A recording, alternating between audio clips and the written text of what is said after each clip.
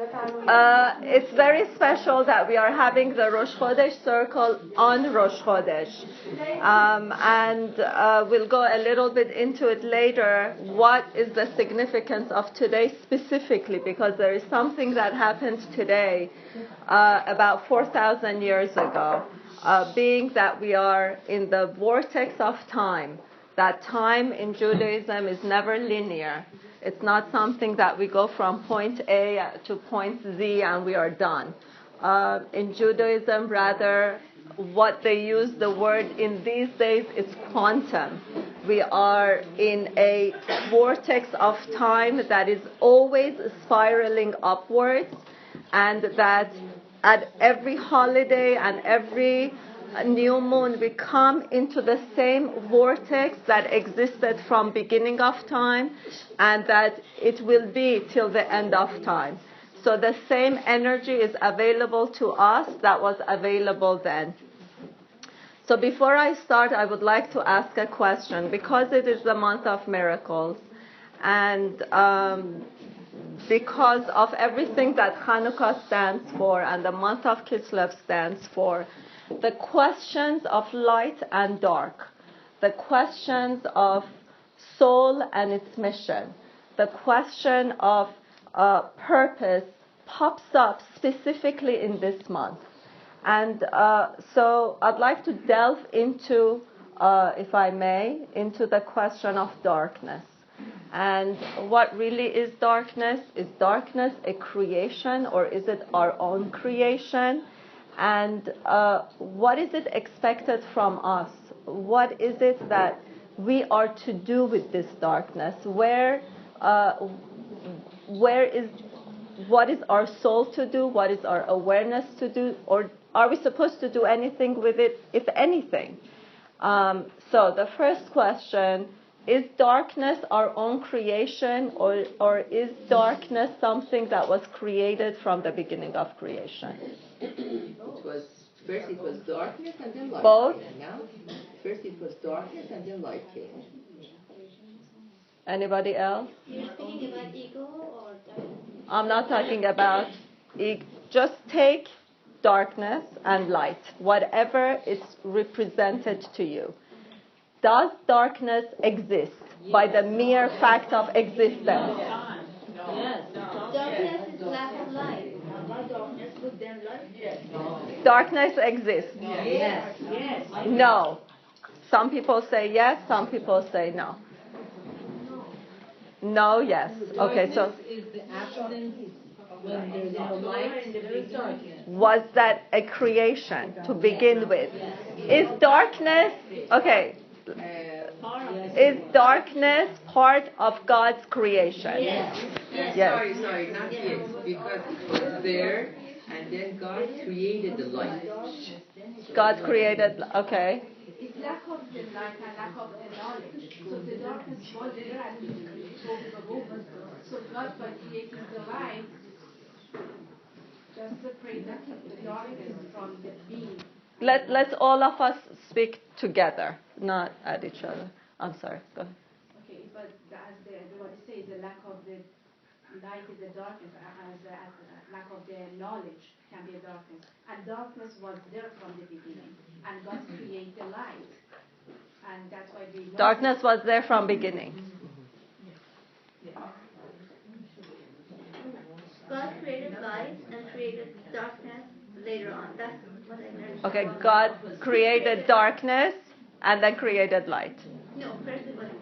First it was. Everything was light, I believe, right? Okay. All right. So a list. Darkness is a tool that God created so that we can exist. Okay, so darkness exists As a tool. because God planned it that way, but it's there as a tool for us to exist. Okay, so let's go back to beginning of creation, because this is essential in how we see darkness and light, and this is essential on really our purpose for as human beings, and especially our purpose as being the Jewish women that we are. So in the beginning, there was only and only and only God's essence. That's all. There was only God's essence. And when God's essence exists, nothing else can exist because it's God's essence. Nothing in the face of God can, if it's fully present, nothing in the face of God can exist. Can you burn a candle in the sun, in middle of the sun? Absolutely not. It cannot exist. You don't even see it. It's not there. It cannot exist. So, in the beginning, before even Bereshit, Bereshit is the aftermath. Bereshit is the afterthought. It's what came afterwards. In the beginning, in order for any one of us, for anything physical, for anything to exist, for anything, for the stars, for the planets, for the universes, for planet Earth, for the sun, for anything physical to exist, God had to withdraw. He had to withdraw his light and his essence in order for anything else to exist. That's called the Simsum. Okay? He had to withdraw himself. That was an act of kindness from him for us to be able to exist. But it was an act of withdrawal. It was not an act of sending or giving. It was an act of withdrawal. So now there is vacated space. There is a space in here that nothing, that's empty. That's absolutely empty. And within this space there is darkness. Yeah? It's an empty space. What does it say? Pick up the phone. Pick up the phone. It's okay.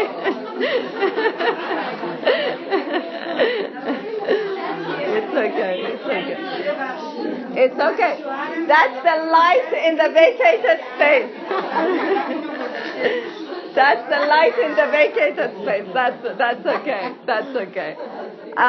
Okay. All right. All right. So there is an empty space.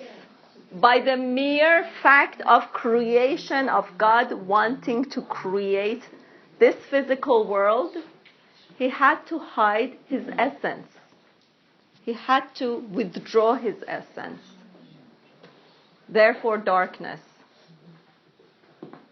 So, in order for anything to exist, for anything physical to exist, God, otherwise this we would melt.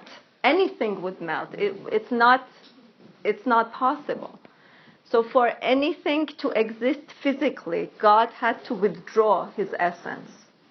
And so there is a space. There is a vacated space. In this vacated space, there is emptiness. There is nothing. And therefore, it's darkness. Because we have no other word for it. There is no other. It's a vacated space. There is nothing in here. And God, in order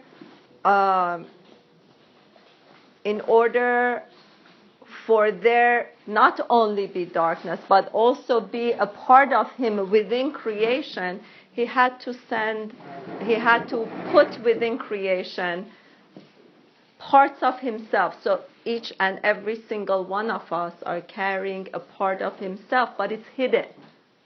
It's hidden. Otherwise it would not be able to exist. So therefore, darkness is a side effect of physical existence. It is here. To say that darkness does not exist is a denial of darkness existing. Let me ask you a question. One Jewish day, how does it start? The Jewish day, how does it start? How does the Jewish day start? Sunset. Sunset. Sunset. Not sunrise. Sunset. Sunset. From the night, it starts from the night, it goes a full circle when the day comes. But within one day, we call it a day. But within one day, There is both the darkness and there is the light. Both of it is in existence.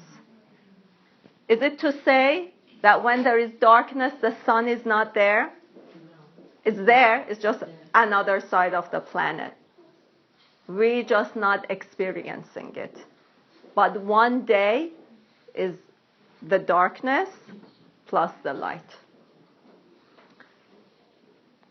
Because God created us in His image, we have to do exactly what He did, which is He created a vacated space for us to exist, but He sent a ray of light within it. We too, we exist, and in the darkness, it's here. We cannot deny it. We cannot deny it. If we deny it, then we are not being co-creators with Hashem. Part of this darkness, we have to send rays of light. We have to put in rays of light that comes from our essence, that comes from our inner being, and hence lighting a candle. Hence Hanukkah and lighting a candle. Now, there are a lot of thoughts, and I hope I can bring all of them together within 40 minutes. When Adam and Chava sinned in the Garden of Eden, and they were connected to that beautiful light of knowingness. They were connected to the tree of life. They were connected to life itself, to the light of it. They were connected to it. But when they sinned, what did God ask Adam? Where are you? Yeah? Where are you? He asked, where are you? Believe it or not, this word, where are you, is the numerical value of 36, which is exactly the number of candles that we light during Hanukkah from first to 8th day, bless you, from first to last day of Hanukkah. It's 36 candles. 1 plus 2, 1 plus 2 plus 3, 1 plus 2 plus 3 plus 4 is equal to 36. So during this time of Hanukkah, or during the month of Kislev, the question that popped up originally, which is in during Rosh Hashanah, where are you, pops up again during this month of Kislev. Where are you? Meaning, what are you doing with your light? It's hidden, but what are you doing with it?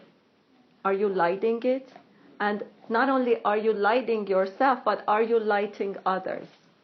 It is not good enough for us to be aware ourselves or to be good to ourselves. It's not good enough. It is how many candles are we able to lit? Where are you? What are you doing with the light? What are you doing with your light? Now, the month of Kislev also, if you take the word Kislev and you divide it into two, it's hidden heart. It's the hidden heart. So, Kiss means hidden? Hidden heart. The hidden heart. So it's for us to illuminate it. And this is the month where we are able and we are capable to tap into that, to bring out that hiddenness, to bring out, to illuminate, to reveal, to bring it into existence, to bring it into creation, the hidden light. The month today, Rosh Chodesh Kislev, is when Noah comes out of the ark, and after a whole year, he comes out and he makes a sacrifice. After he makes the sacrifice, what happens? God shows him what? The rainbow. Today is the day that God showed him the rainbow. It happened on Rosh Chodesh Kislev. And actually, what is the sign for the month? Keshet, which is both a rainbow and a bow. It's both a rainbow and a bow. What is the significance of a rainbow? So many colors, and the light will go on. There's just one arrow of the light can be combine all of those colors together. So being one. And what is interacting with? Wasn't the rainbow symbol that God, when he did the flood, he promised that he would never destroy? Correct. Yes. So it kind of symbolizes his connection with us, and maybe his faith in us, that he's never do such a destruction. That's beautiful. That's part of it, yeah. But what is the rainbow? What is the characteristic of how does a rainbow come about? Unity, different people, different things can connect, can be one. What do you need in order to make a rainbow? It's the interaction of light with what? Water. With water, right? It's the interaction of light with water. But where is this water coming from? Actually, from the ground. From the rain. No, it's from the rain. How does rain happen? How does rain happen? Evaporation. From Water from the earth. to Exactly. So the rainbow is as a result of the water. We can say it is as a result of the wisdoms that we put into it on the physical earth. Water is wisdom. It is the way that we work with the wisdom, because it's coming from the earth. It's the way we work with the wisdom. It's the way the wisdom comes to be, the way we bring it out. And its interaction with light that's making the rainbow. And each and every single one of us has the capacity to take this wisdom that is internal, interacted with the light that is from above, that is within creation, that God has implemented within creation, interacted, and the possibilities are enormous. The possibilities of what can be are enormous. It can be of different colors, it can be of different lengths, it can be of different textures. So it is the beginning of Rosh Chodesh is telling us, the Rosh Chodesh Kislev is telling us, it is Rosh Chodesh, it is a new month, it's a new beginning. But it's the beginning to taking the wisdom that we have, interacting it with the light that there is within creation and God has given us, and making tremendous amount of possibilities of different colors, of different shades. Now, the letter of the month is the letter Samech. Yeah, it's a circle. It's a circle. If you take the rainbow, it's a semicircle. If you take a rainbow, it's a semicircle. And if you take the arrow, the bow, it's another semicircle. They both make one circle. So, the month of Cheshvan, therefore, is very much connected to the month of Kislev. And if you take the letters of the month of Cheshvan is a Nun, the month of Kislev is a Samech. What do you get?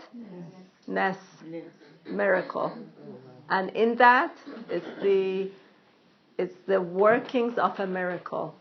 It's the anthology of miracle. It is how we ourselves can make miracles in our lives. So, Hanukkah is about the victory of a few over the many. It's the victory of being illogical versus being logical. it's the victory of light over darkness, but that doesn't really, light over darkness. But it's also victory of being able to transform. And so when we take the month of Cheshvan, the Nun of the Cheshvan, and the Samech of Kislev, this is how we are able to create miracles in our lives. So what is it? What is the first? What did the month of Cheshvan, what does it represent? What is the month of Cheshvan represent? You have the Noah, you have the flood, you have Noah, you have the ship that he made, the Tebet, yes? But last month, I don't want to go into last month, it's about words. It's about being able to use words and using them positively in the way we use our words, because with words we can create a sanctuary. With words we can create a sanctuary where we can go through the floods of the universe. We can go through the floods of our lives. We can go through the floods of whatever is happening in the world with words. So we have words of the month of Cheshvan coming in to the month of Kislev with the bow. What does the bow represent? Target.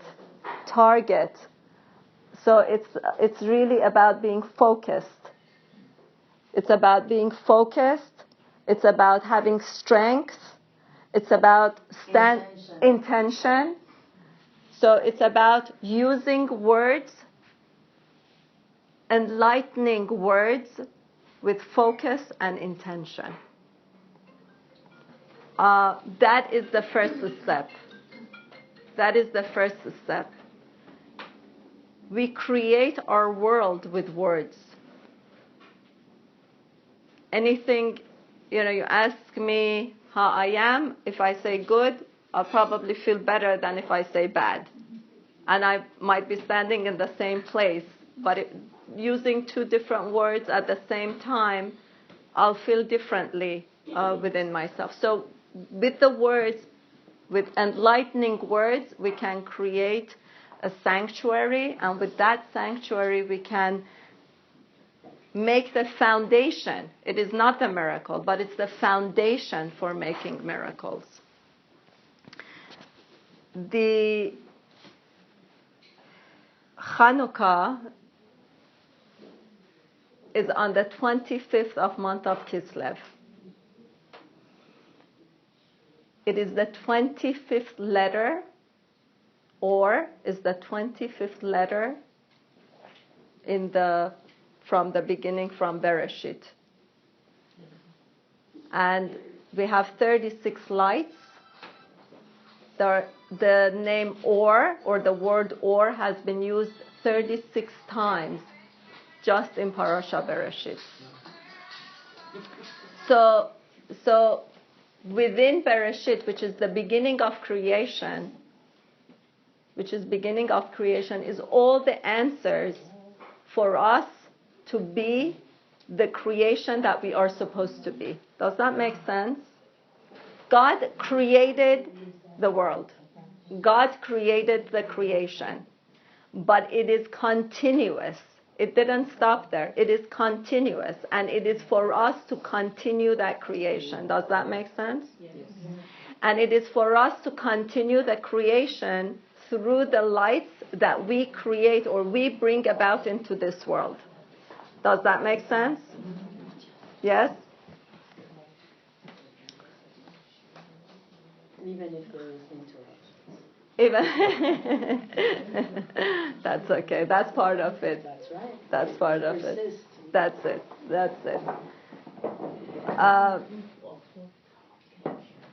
So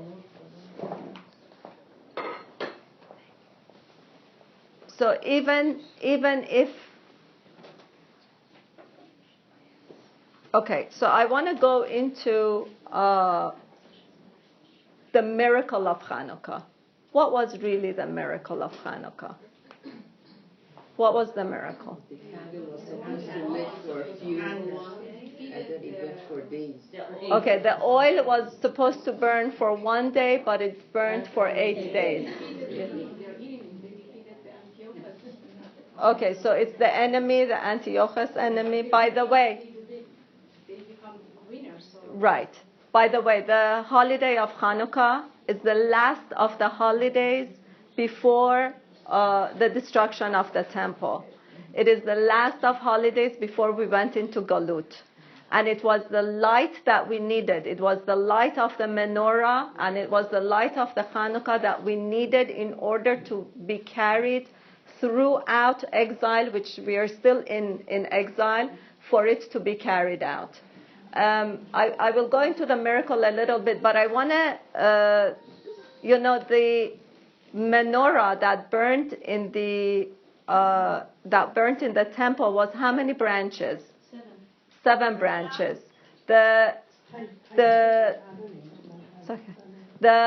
menorah that came afterwards is how many branches? 8. Right, with the shamash.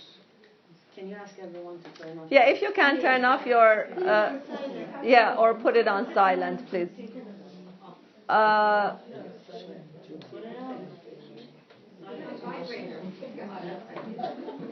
right, let's come back. It's okay.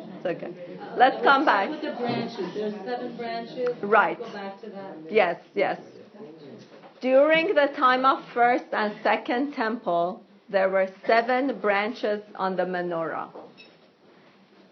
After the Maccabees defeated the Greeks, and after they rededicated the temple, it became 8.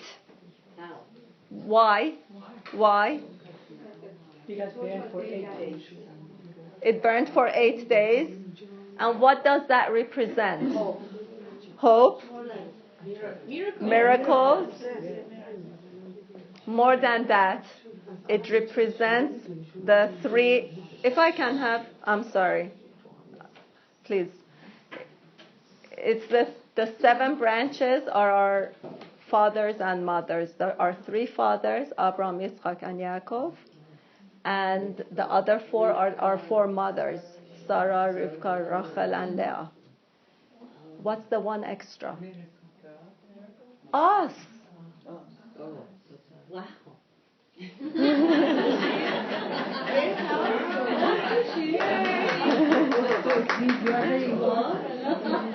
It's us. No, but our added one is eternal. That is the one that we celebrate and we commemorate, not the Chanukah, not the menorah that was burning in the temple. Not that one. It's 3,000 years later, and we are commemorating the menorah that burned after, that it was dedicated by the Maccabees. It is us, together. It's a dedication and rededication. We don't do Hanukkah because we are just remembering something. We do it because we are tapping into something that existed then and it can exist today. We are tapping into the power of being illogical, of going against all odds, of being hopeful even though in face of everything it does not look hopeful. That's what we are tapping into. And we are tapping into the 8, which is the eternality of really all of our souls. But it needs to be lit. It needs to be lit. If it's not lit, it's not doing its purpose. It needs to be lit. When a candle is lit, it's tranquil, it's warm, it's calming, It's got light, Light to others too. gives light to others. It's giving. It lights up darkness. It lights up darkness, but it's silent. It's silent. Do you hear anything from this fire? Very calming fire? No. It's silent.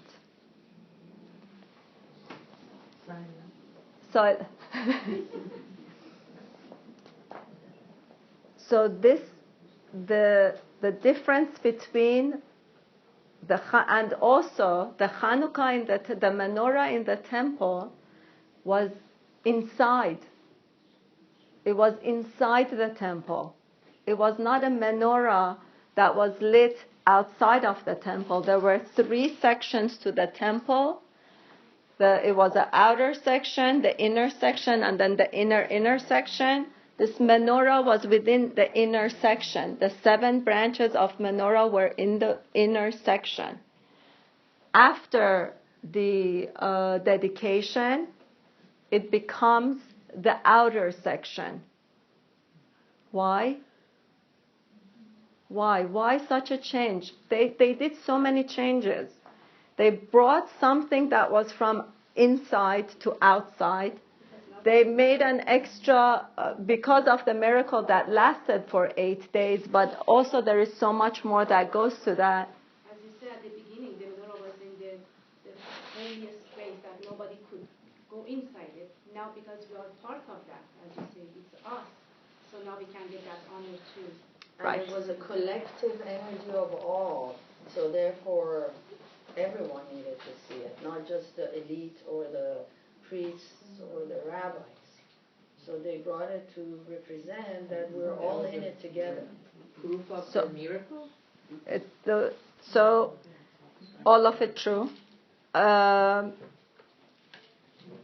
When inside the inner sanctuary, the Kohanim could light the candle. It was the Kohanim that had access to be here and to have access to this area. When it's outside, as you said, when it's outside, everybody had access to it. Because, as Abby said, it's the collective. It is not, the task is not left to just one group of people. It's not left just to the people who are assigned to be the Kohens. In a way, we all became the Kohens. In a way, we all became assigned the task of lighting. It's not, so I want to go to something else very quickly and come back to this. The answer to the question of when God says, "Where are you?" What is the answer? What is the opener of channel that allows the miracle to come forth? Or not the miracle, it just opens up the channel. Anybody knows? When God says, what did you say? When God says, "Where are you?" to Adam, which is equal to number 36. Eka, where are you? Which is equal to number 36, which is the 36 candles of menorah that are lit from the 1st to 8th day.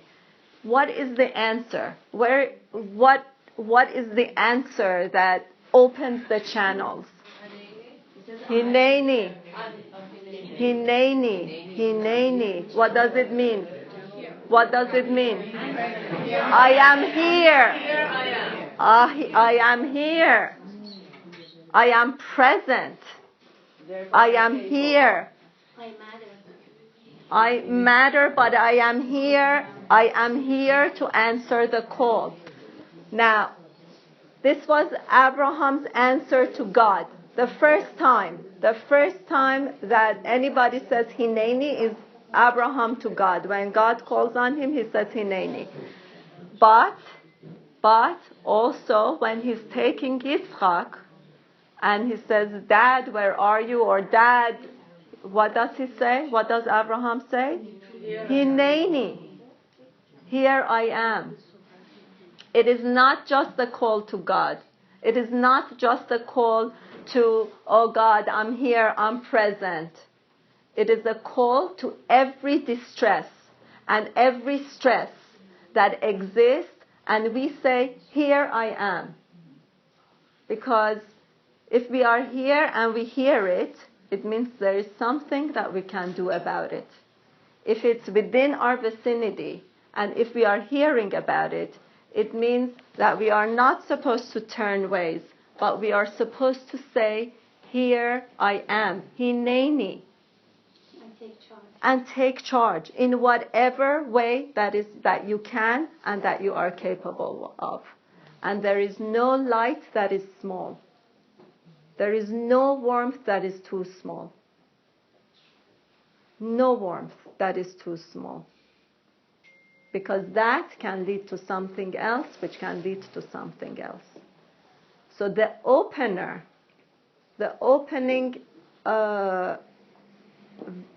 word, and as we said, it starts with a word, yes? It's for us to say when we are standing in front of any darkness, in front of any challenge, and darkness can come in weirdest of ways. It can come in the form of doubt. It's outside darkness and inside darkness. The challenge of our own thoughts, of our own awareness. The inside darkness of doubt, of fear.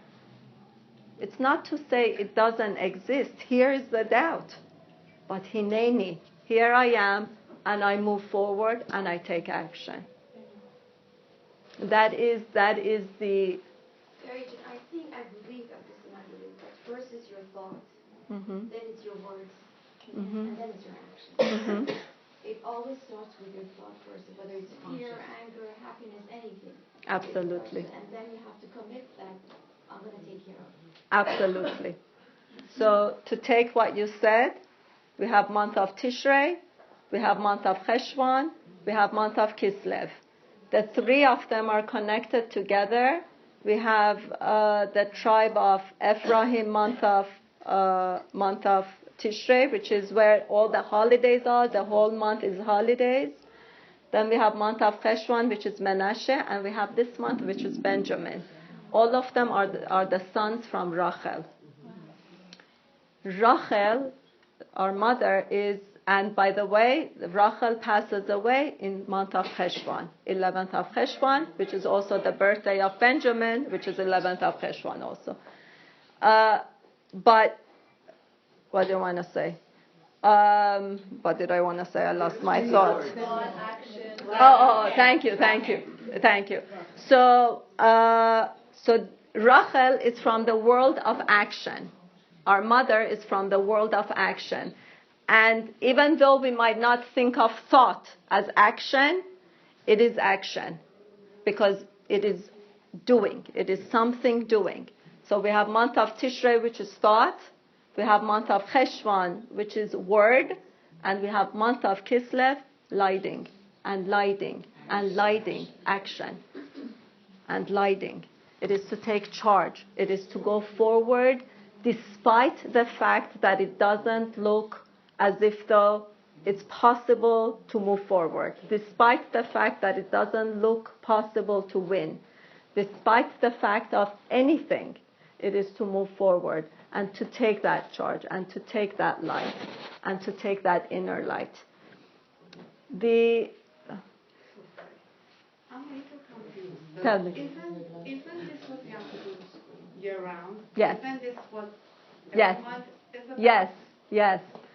This is, okay, so each month allows us to access something greater, particular within that month that shines through the whole month.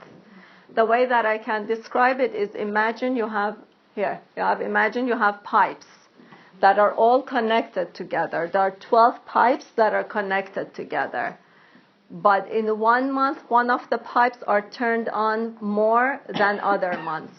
So it is something that's available in this month more than it's available in other months, just by the mere fact of what exists in this month. The month of Kislev comes from the word kesel, which means support. So it's the month where we feel supported. It's the month of trust. It's the month of active trust and passive trust. Active trust means taking charge and moving forward, saying Hineni, I move forward. And passive trust is knowing that when you move forward and when you have the bow and arrow and you're shooting it, it's going to hit the target. But once you release it, that's it. It's gone. You released it. So that's passive trust. That's once it's released, it's gone. You hope that it's just going to get to its target with divine intervention. So that's part of the passive trust. Once we do it, we go for it, we take action, we are a part of it, we trust that we can do it, but at the same time, as soon as we release it, it's gone. That's it. We have passive trust that it will take care of itself in a way. The sense of the month is dream. This is the month that the 9 dreams that appear in the Torah are within this month. The dreams of Paro, the dreams of Yosef, the dreams of Jacob are all within this month. And dreaming is also associated with being with passive trust, because you are able to sleep. You kind of let it go. You've done your thing for the day, and you're able to let it go and be able to sleep. So the sleeping and dreaming is also connected to that kind of passive trust. The Maccabees so they won the battle. They came to the temple. The temple was defiled. They looked for the oil. What is this oil for us? What is the significance of this oil for us? What? Our essence, sustenance. What else? Potential. Miracles, faith, energy. Reminder that we have the ability of creating. Reminder that we have the ability to create. Emunah. You know, there were other oils that was defiled. There were jars of oil. They had the seal of the Kohanim, and these are the ones that were used for the menorah. Why they didn't use those? Why they had to search? They had to really search very, very hard in order to look for this one jar. Why they didn't? You know, the menorah was taken out of the temple anyway. It wasn't being lit by the Kohanim anyway. It was defiled anyway. Why such a obsession, if you would have, with finding this one crucible of oil that was not defiled? What's the obsession? Purity. Concentrate, you know. It was left of the good times when we had the temple. It was Left of the good times. left of the good. But why such an obsession? So what? Because that's what we're all about. We want our temple back, the hope, the desire. Maybe does it have to do with rainbow? Mm-hmm. Rainbow? Maybe. I have to think about it. Rainbow is the continuation, the promise from God. This is a wow. Yeah? The glory we had and we lost. So you're saying it's tapping into something that we lost. That originally was. That was there, it's tapping into something that we lost. Anybody? Valuing tradition. What we never thought of that already exists and we're not aware that we can use or create, just like our own ability of what we can do, and we never trust ourselves. That is true, and it doesn't mix with other things. doesn't mix with other things. It was connected to the purity that they had, because this oil is supposed to be pure oil. There must be a connection. But Jewish people that shouldn't mix with the other nations. Anybody else?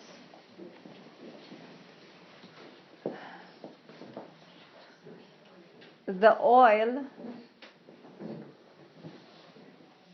shemen, if you change the words around, it's neshama. Neshama is our soul.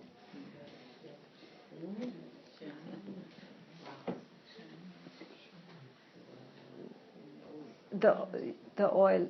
So there is a part of our soul, which, by the way, we tap into it on Yom Kippur. This is all the continuation of month of Tishrei. There is no separation. Don't think that we are going from one holiday or 1 month to another. We finish that, then we are going into this. There is no separation. One flows into the other. As she said, the thought becomes a word becomes an action. The action becomes, part of our lives and become part of who we are and what we stand for and what we are about. There is a part of our soul that is never defiled, and that's what they wanted to put in forth. Untouched. That there is no darkness that can defile it, that there is no doubt, no fear, no insecurity, no uncertainty, no defeat, no any of these things can defile it. There is a part of our soul that none of these things can defile it. And how did God respond to that? By them searching and looking and searching and looking, God responded by creating a miracle that lasted for another 7 days.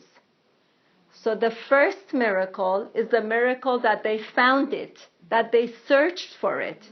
Because it should not be a miracle of 8 days. There was one oil that was able to last for 1 day. So that's not a miracle. The miracle is really 7 days. But the fact that they found it, that they searched for it to begin with, they found it, they lit it, and then God responded by saying, now I will lit. That's right, Hineni. Now I will lit the rest of it for you. So the miracle of Hanukkah, it starts by us doing the searching, by us doing the work, by us to not giving up for that searching and looking and searching and looking. Look, they could have had, it would have been okay if they had put that oil that was not defiled, because the menorah, the whole temple was defiled. It would have been okay. There was no thing and no one saying, no, you can't do that. It would have been okay. They still had the menorah and they dedicated it. By the way, Hanukkah is dedication. So we are rededicating ourselves to that part of our neshama that is not defiled, that is not defeated, that knows no darkness, that knows no falling. It is that part of our neshama that knows only movement, knows about moving forward, and knows about faith, trust, security, illumination. And it is rededicating ourselves to that. And we rededicate by saying, Hineni. Hineni. We rededicate ourselves by saying, here I am. And every time we do that, there is no part of us that becomes any smaller. When you give a light to another light, are you decreased? Absolutely not. Is your light decreased? Absolutely not. And it's increased. And it becomes an eternal light that always, always, always stays. It never, never goes away.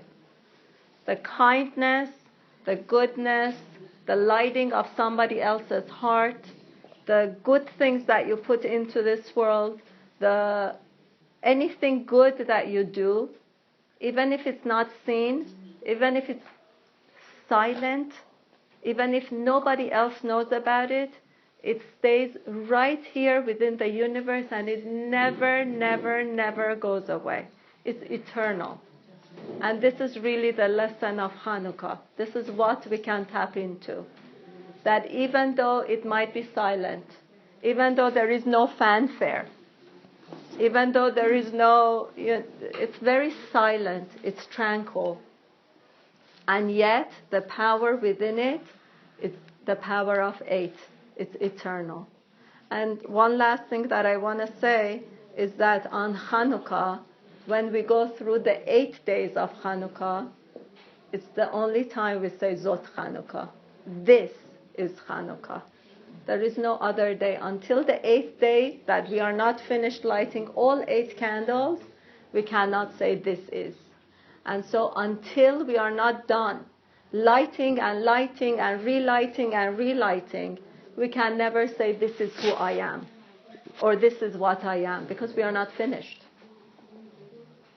We are not done. We are not finished. We are a work in progress. We are candles that is still unlit. We are part of the candles that is still unlit. And not only ourselves, so many other people. And until all of us are not in a place of peace, in a place of harmony, in a place of togetherness, in a place of knowingness, until all of us, you get this? All of us. It's one branch.